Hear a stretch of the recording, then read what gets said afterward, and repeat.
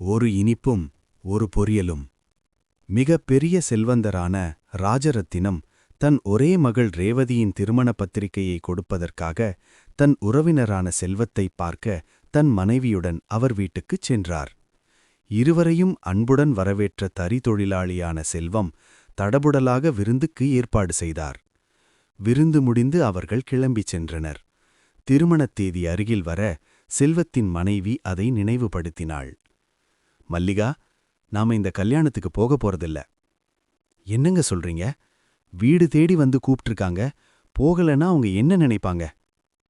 ஒன்னும் நினைக்க மாட்டாங்க.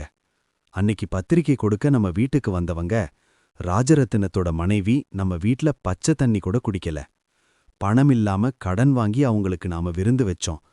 ஒரு வாய் சாப்பிட்டிருந்தா எவ்ளோ சந்தோஷப்பட்டிருப்போம். ஒரு இனிப்பும் ஒரு பொரியலும் இருந்தா அது நமக்கு விருந்து. ஆனா அவங்களுக்கு தினமும் சாப்பிடுற சாதாரண சாப்பாடு. அவங்க உயரத்துல இருக்காங்க. அவங்க அங்கேயே இருக்கட்டும். நாம இங்கேயே இருப்போம். அவர் சொல்லில் ஒரு நியாயம் இருப்பதை உணர்ந்து அமைதியானாள் மல்லிகா. எழுத்து சரவணன் சூர்யா.